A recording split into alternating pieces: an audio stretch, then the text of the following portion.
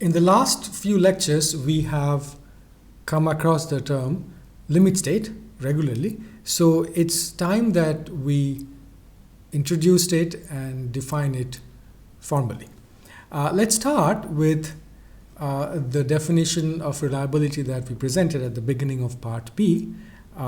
It was the probability that our item of interest performs its intended functions over the intended service life under specified service conditions, and this item of interest occupies a logical or a physical domain. So if we consider one failure mode at one critical location X, and when we say critical location, it's not necessarily a physical location. If I have a logical representation, so it's one tag of one of these logical units. So failure is defined that in terms of safety margin or some performance margin exceeding the safe set, gamma safe, or the acceptable set at any given time tau during the service life 0 to t for that particular tag or that particular location X.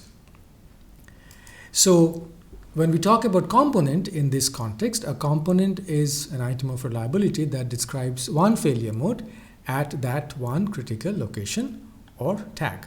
So if we are talking about components, then we might as well suppress reference to X and define failure in terms of M exceeding the safe or acceptable set gamma safe during any tau, and in capacity demand formulation, which is what we are interested in now in this part of the course, is this M is a function of the capacity and demand.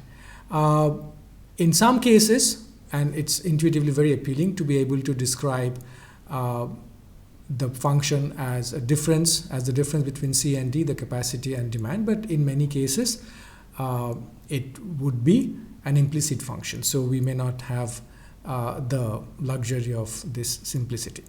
Either way, C is a function of a set of variables that define the mechanics of the problem. D is a function of another set of variables xd that define the mechanics of the problem. So we are now going deeper into mechanics, which comes from our understanding of desired behavior, what constitutes failure, which we have already talked about.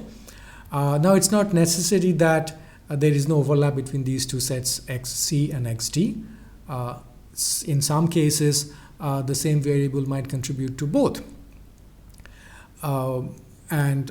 But again, regardless, the total union of these variables, the entire set, is the set of basic variables. So when we talk about capacity demand problems, the safety margin is often given in terms of that symbol G and which is a function of the basic variables X.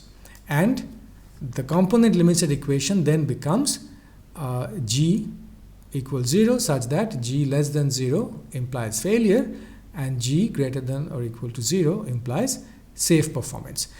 This G has various names. This G